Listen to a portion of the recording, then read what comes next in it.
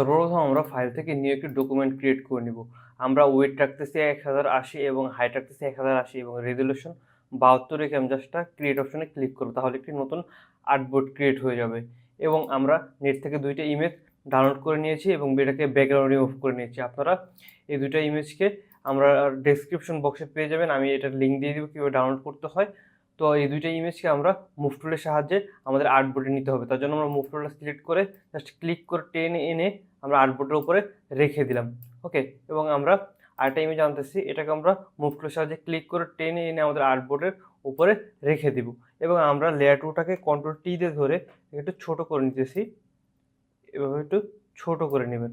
এবং লেয়ার ওয়ানটাকে উপরে দিতেছি, দেওয়ার পর এটাকে আমরা কন্ট্রোল টি দিয়ে ধরে একটু ছোট করে নিব।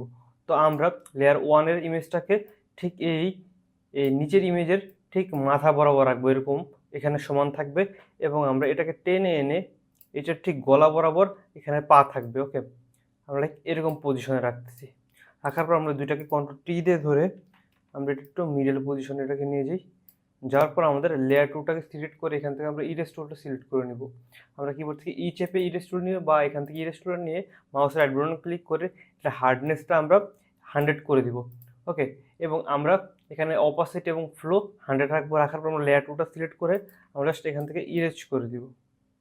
আমরা এটাকে লেয়ার ওয়ানটাকে কন্ট্রোল টি ধরে এটাও এদিকে নিয়ে আসবো, ঠিক নিচের ইমেজের একটা অংশ ঢেকে দিব। ওকে, এবং আমরা লেয়ার টুটাকে সিলেক্ট করে এখান থেকে ইরেজ করে দিব।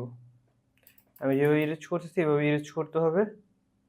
আমি এভাবে ইরেজ করে দিলাম, এভাবে ইরেজ করে দিলাম।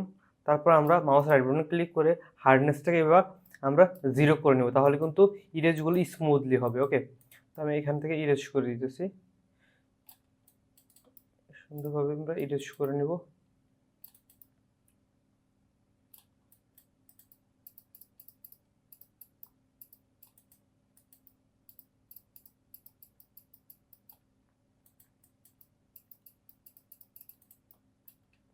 তো ইরেজ করে নেব। ইরেজ করার পর আমরা লেয়ার ওয়ান এবং লেয়ার টু সিলেক্ট করে কন্ট্রোল টি দিয়ে ধরে প্রয়োজন মতো আমরা একটু বড় করে নিতেছি এবং আমরা এটাকে মিডলে করে নিলাম।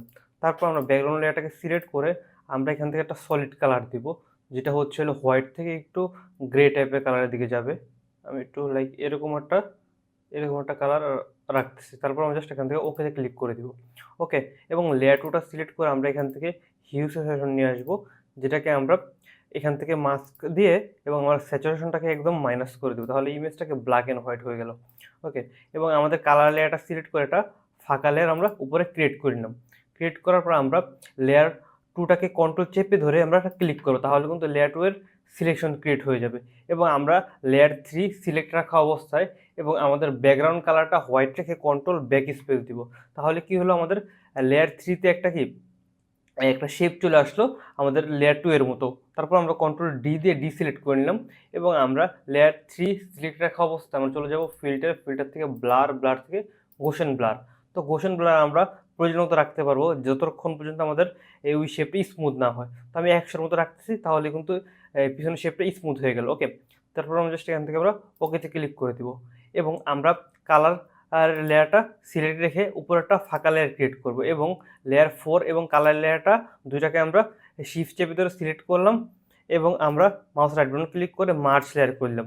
তাহলে কি আমাদের ব্যাকগ্রাউন্ড এখন একটা সলিড কালারে চলে আসলো এবং একটা লেয়ারে চলে আসলো, যেটাকে আমরা যে লেয়ারে আমরা যে কোনো কিছু মডিফাই করতে পারবো। তো লেয়ার 4টা সিলেক্ট রাখা অবস্থায় আমরা চলে যাব ফিল্টার থেকে নয়েজ থেকে অ্যাড নয়েজ। তো আমরা ব্যাকগ্রাউন্ডটাকে একটু নয়েজি করার জন্য আমরা এরকম করলাম আর কি। তো আগে ছিল এরকম সলিড, এখন কিন্তু হালকা টেক্সচার আসছে। তারপর আমরা জাস্ট ওকেতে ক্লিক করে দিব। তো টেক্সচার থাকলে ব্যাকগ্রাউন্ডে একটু ভালো লাগে। তো এইভাবে কিন্তু আপনারা খুব সহজেই এরকম একটা ডিজাইন ক্রিয়েট করতে পারবেন। সবাইকে ধন্যবাদ।